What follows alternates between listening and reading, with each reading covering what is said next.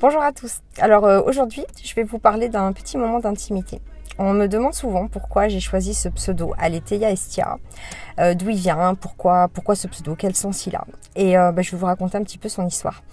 Quand j'ai quitté le papa de ma grande, après des années de violence conjugale, comme beaucoup, j'ai été traînée dans la boue, j'ai été accusée d'être une mère aliénante, j'ai été condamnée pour des non-représentations d'enfants, alors que mon seul but c'était de protéger ma fille.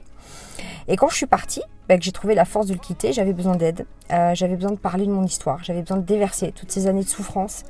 Et j'avais aussi besoin de conseils pour accompagner ma fille qui vivait aussi de très grandes souffrances de son côté quand elle repartait là-bas. Et j'ai créé ce profil, Aletheia Estia, pour pas être reconnue. Parce qu'à l'époque, j'avais aucune photo de profil, j'étais totalement en anonyme sur Internet, sur Facebook.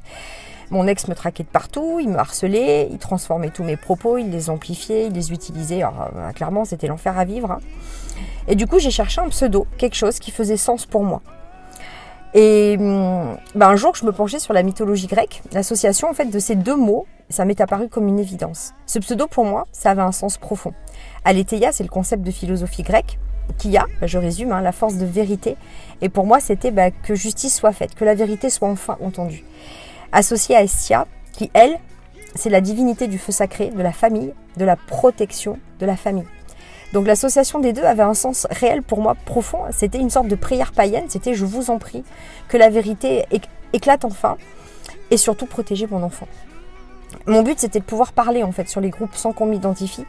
Et au fur et à mesure de mes interventions, je me suis vue être sollicitée pour mes conseils. Me suis vue devenir admin de plusieurs groupes. Et vraiment, j'avais pas du tout prévu ça. Et ça a été un très beau cadeau de l'univers, vraiment. Et toute cette violence que j'avais vécue à travers mes écrits, elle prenait sens pour d'autres personnes, elle faisait résonance. On avait réussi à rentrer dans la sororité.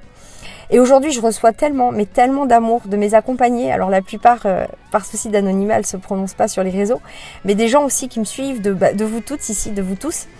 Et je voulais juste vous dire vraiment merci, merci, merci, merci. Je suis joie et je suis aussi gratitude. Vraiment, j'ai le cœur qui déborde de reconnaissance pour tout ce que je vis actuellement. Et je vais me concentrer d'ailleurs sur tout cet amour que je reçois, toute cette bienveillance, toute cette reconnaissance de mon travail, de qui je suis. Et si j'ai un conseil à vous donner, c'est de toujours aller vers la lumière pour éteindre l'obscurité. Vraiment, retrouvez toujours cette lumière que vous avez en vous.